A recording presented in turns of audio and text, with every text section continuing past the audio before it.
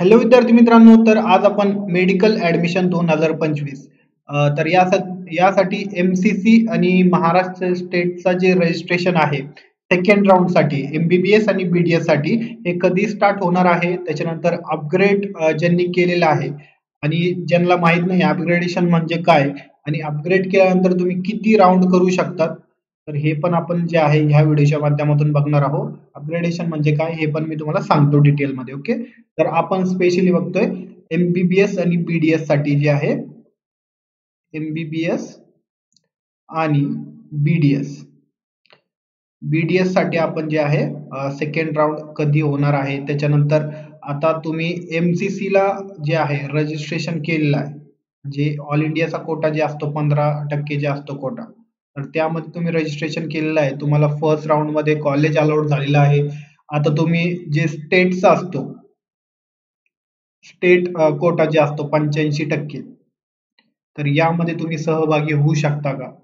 तर हे पण बऱ्याचशा स्टुडंटचं जे आहे कन्फ्युजन होतं. तर हेच आपण बघूया स्टेटचं आणि एमसीसीचं हे सेमच असतं अपग्रेडेशन वगैरे. आता बऱ्याचशा विद्यार्थ्यांना सेकंड राऊंड कधी होणार आहे, तर एमसीसीचा बघा पण 29 ऑगस्ट पासून जे आहे सेकंड राऊंड स्टार्ट होऊन जाईल एमसीसीचा, याचं नोटिफिकेशन आलेलं आहे आणि स्टेटचा अजून काही अपडेट नाही आलेलं आहे. ओके, तर विद्यार्थी मित्रांनो आता आपण बघूया राऊंड फर्स्ट मध्ये. आता तुम्हाला तुमचा नंबर लागलेला आहे राऊंड फर्स्टला तुमचा नंबर लागलेला आहे. कॉलेज तुम्ही अपग्रेडेशनला टाकलेलं आहे. अपग्रेड म्हणजे काय हे पण काही विद्यार्थ्यांना माहित नसतं, तर ते पण आपण बघून घेऊया. तर विद्यार्थी मित्रांनो अपग्रेडेशन म्हणजे काय? आता फर्स्ट राऊंड मध्ये तुम्हाला कॉलेज लागलं, तुम्ही यामध्ये आता दोन कंडिशन होतात इथे. जर तुम्ही त्या कॉलेजला रिपोर्ट नाही केलं, तुम्ही कॉलेजला जे आहे रिपोर्ट जे आहे नाही केलं, रिपोर्ट तुम्ही नाही केलं, तर ते ऑटोमॅटिकली कॅन्सल होऊन जातं. ओके, कॅन्सल होऊन जातो ते कॉलेज. म्हणजे फ्री एक्झिस्ट असतं, ते फ्री एक्झिस्ट असतं. ओके, म्हणजे ते कॉलेज जे आहे ऑटोमॅटिकली कॅन्सल होऊन जातं. तुम्ही सेकंड राऊंडला सहभागी होऊ शकता. त्याच्यानंतर विद्यार्थी मित्रांनो तुम्हाला जर ते कॉलेज जॉईन करायचं आहे, तर तुम्ही जॉईन करू शकतात. आणि तुम्हाला जर हे कॉलेज सेफ ठेवायची आहे, हे सीट म्हणजे हे जॉईन करून तुम्हाला सेकंड राऊंड मध्ये जे आहे सहभागी व्हायचं आहे, तर तसं पण करता येतं. आता तुम्हाला काय करायचं आहे, तुम्हाला जॉईन करायचं आहे कॉलेज. कशा प्रकारे? तुम्हाला आता कॉलेजमध्ये कॉल करावा लागेल आणि डी हे किती रकमेचं आणू हे तुम्हाला विचारावं लागणार आहे. डी म्हणजे हे बँकेमध्ये भेटून जातं. कॉलेजच्या नावाने तुम्हाला अकाउंट जे आहे त्यामध्ये डी काढावं लागतं. ओके, डी त्याच्यानंतर डॉक्युमेंट तुम्हाला जे आहे सबमिट करावं लागतात.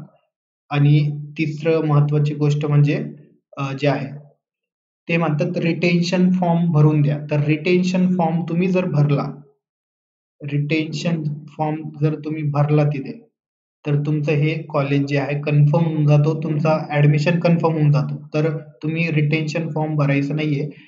त्यांना म्हणायचंय अपग्रेड मध्ये मला ठेवायचंय. ओके, तर अपग्रेड मध्ये केलं तुम्ही, तर सेकंड राऊंडला जे आहे तुम्ही सहभागी होऊ शकता. आता सेकंड राऊंड मध्ये पण जे आहे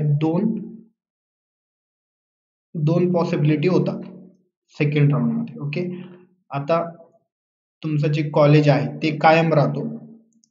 म्हणजे फर्स्ट राऊंडचं जे आता इथे कॉलेज लागलेलं आहे एक्स धरूया आपण त्याला, तर जे आहे इथे एक्स कॉलेज तुम्हाला तेच राहिलं. कॉलेज तुम्हाला नाही लागलं आणि दुसरी कंडिशन काय होऊ शकते, तुम्हाला दुसरं कॉलेज लागेल इथे. ओके, तर वाय धरूया आपण त्याला, वाय कॉलेज तुम्हाला इथे अलाउड झालेलं आहे, तर इथे ऑटोमॅटिकली जे आहे तुमचं कॉलेज हे कॅन्सल होऊन जातं. इथून जे आहे डॉक्युमेंट वगैरे तुम्हाला घ्यायचे आहे आणि यामध्ये सबमिट करायचे आहे. आता हे तुम्हाला कॉलेज जॉईनच करावं लागेल. ओके, वाय कॉलेज जे आहे तुम्हाला जॉईन करावं लागेल. तर त्यामुळे सेकंड राऊंड मध्ये जे आहे ते खूप जे आहे विचार करून तुम्हाला कॉलेज टाकावं लागतं सेकंड राऊंड मध्ये.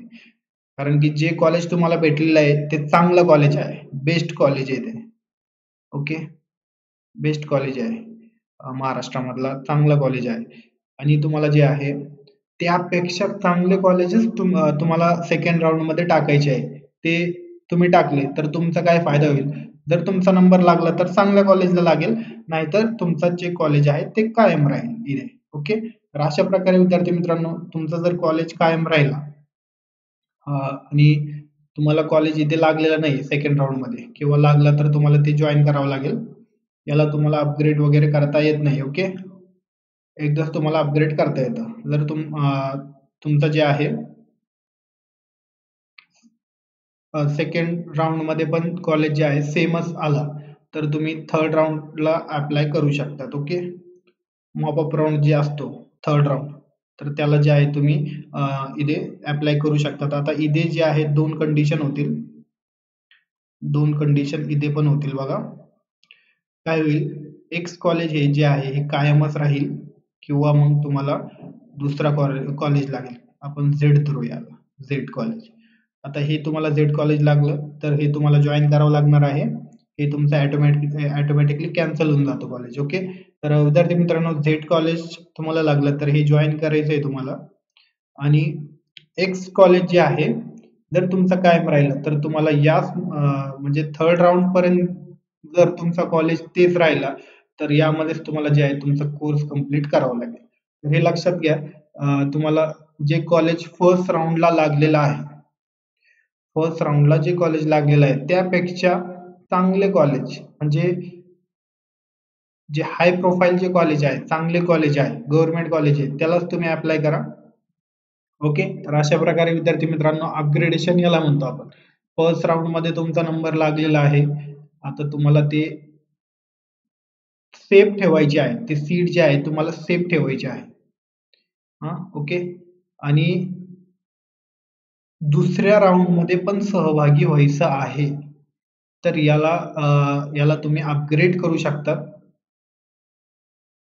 अपग्रेड करायचं आहे तुम्हाला. अपग्रेड कसं करायचं आहे मी तुम्हाला सांगितलं. डी काढावं लागतं, डॉक्युमेंट तिथे जमा करावं लागतात. तिथं जाऊन तुम्हाला जे आहे ते काही डॉक्युमेंट वगैरे ते सबमिट करावं लागतात आणि अपग्रेडमध्ये टाकतोय असं त्यांना सांगायचं. ओके. तर तुम्ही सेकंड राउंडमध्ये सहभागी होऊ शकतात. यामध्ये पण म्हणजे तुम्ही थर्ड राउंड पर्यंत जाऊ शकता तिथे. ओके. या प्रक्रियानुसार. जर तुम्हाला सेकंड राउंडमध्ये कॉलेज लागला चांगला, कॉलेज तुम्हाला अलाउड झाला इथे, तर तुम्हाला ते कॉलेज जॉइन करावं लागतं. आणि जर इथे तुमचा कॉलेज अलाउड नाही झालं तर तुम्ही थर्ड राउंडमध्ये पण जाऊ शकतात. आणि स्ट्रे वॅकन्सी जी फोर्थ राउंड असतो हे फ्रेश स्टुडंटसाठी असतं ओन्ली. ओके. म्हणजे जे सीट उरतात हे फक्त ज्यांनी रजिस्ट्रेशन वगैरे केलेलं आहे बट एकही राऊंडमध्ये त्यांना जे आहे कॉलेज अलाउड नाही झालेलं आहे. 3 राउंड झाले. आता 3 राउंड झाले. तिन्ही राउंडमध्ये त्यांना कॉलेज अलाउड नाही झालं तर ते फ्रेश इथे जे आहे रजिस्ट्रेशन करू शकतात. स्ट्रे वॅकन्सी जे फोर्थ राउंड असतं तर त्यांच्यासाठी असतं फक्त. ओके. जर तुम्हाला इथे थर्ड राउंडमध्ये कॉलेज अलाउड झालेलं आहे आणि तुम्ही ते जॉइन नाही केलं तर तुम्हाला स्ट्रे वॅकन्सीमध्ये इथे रजिस्ट्रेशन करता येत नाही. ओके. हे लक्षात घ्या. तर विद्यार्थी मित्रांनो अशा प्रकारे आपलं जे आहे अपग्रेडेशन वगैरे जे आहे ते प्रोसेस आपण बघितलेली आहे आणि ऑफिशियल वेबसाईट वरती पण आपण व्हिजिट करूया एकदा. तर हे बघू शकता तुम्ही ऑल इंडियाचं जे काउन्सिलिंग आहे इथून होतं. सगळ्यांना माहिती आहे तुम्हाला. तर आपण इथे जर बघितलं तर हे नोटिफिकेशन आलेलं आहे बघा आणि इथे बघू शकता तुम्ही जे MBBS साठी जे आहे सेकंड राउंड कधीपासून स्टार्ट होणार आहे 29 तारखेपासून स्टार्ट होणार आहे. ओके.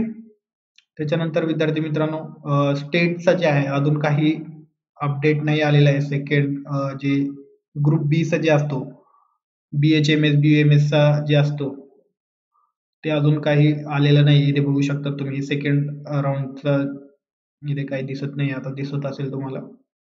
हिली एरियाचं जे रिझोल्यूशन आहे ते आलेलं आहे. म्हणजे जे डोंगरी भागाचे स्टुडंट असतात तर त्यांच्यासाठी ही सूचना आहे. आणि 29 तारखेपासून हे होणार आहे स्टार्ट. ओके. MCCचा. तर MCCला तुम्ही रजिस्ट्रेशन करा. चांगले कॉलेज टाका तिथे. तुम्हाला स्टेटला काही इकडे प्रॉब्लेम येणार नाही. तुम्ही जर MCCला म्हणजे तुम्हाला कॉलेज अलाउड झालं. MCCला जे आहे तुमचं कॉलेज अलाउड इथे झालं. तुम्ही अपग्रेड केलं, काही केलं तिकडे तर स्टेटची जे काउन्सिलिंग असते यामध्ये काही इफेक्ट होत नाही. तुम्ही इकडे रजिस्ट्रेशन वगैरे करू शकतात आणि इकडे पण सायमल्टेनियसली म्हणजे तुम्ही दोन्हीकडे जे आहे रजिस्ट्रेशन वगैरे करून आणि कॉलेज तुम्हाला जे आवडलं, कॉलेज तुम्हाला अलाउड झालं तर तुम्ही करू शकतात. ओके, दोन्ही पण. बट तुम्ही जर कॉलेज जॉइन केलं, कॉलेज इकडे जॉइन केलं, आता फर्स्ट राउंडमध्ये स्टेटमध्ये तुम्ही जॉइन केलं म्हणजे ॲडमिशन कन्फर्म केलं तर तुम्ही जे आहे तुमचं सगळं क्लोज होऊन जातं, म्हणजे MCCला वगैरे तुम्हाला कुठेच काही करता येत नाही. ओके, ॲडमिशन कन्फर्म झाल्यानंतर तुम्हाला फर्दर प्रोसेससाठी जे आहे काही तुम्हाला पुढे करता येत नाही. ओके, जर तुमचे काही डाऊट वगैरे असेल तर मला तुम्ही कॉल करू शकतात. 8669 316919 या नंबरवरती कॉन्टॅक्ट करा. काही प्रश्न असतील आणि आमची काउन्सिलिंग पण आहे. तर काउन्सिलिंगसाठी पेड काउन्सिलिंग तुम्हाला पाहिजे असेल सेकंड राउंडसाठी MBBS, BDS, ओके. तर यासाठी आम्ही जे आहे गाईड करतो. MBBS, BDS चे तुम्हाला ॲडमिशन पाहिजे असेल तर तुम्ही या नंबरवरती कॉन्टॅक्ट करू शकतात किंवा मग कॉल पण करू शकतात या नंबरवरती 98 46 47 65 या नंबरवरती कॉल करा. ओके, तर अशा प्रकारे विद्यार्थी मित्रांनो तुमचे काही डाऊट वगैरे असेल तर मला तुम्ही कमेंट सेक्शनमध्ये कमेंट करा. मी रिप्लाय देण्यासाठी ते प्रयत्न करेन. थँक्यू, धन्यवाद. भेटूया आपण नेक्स्ट अपडेटमध्ये.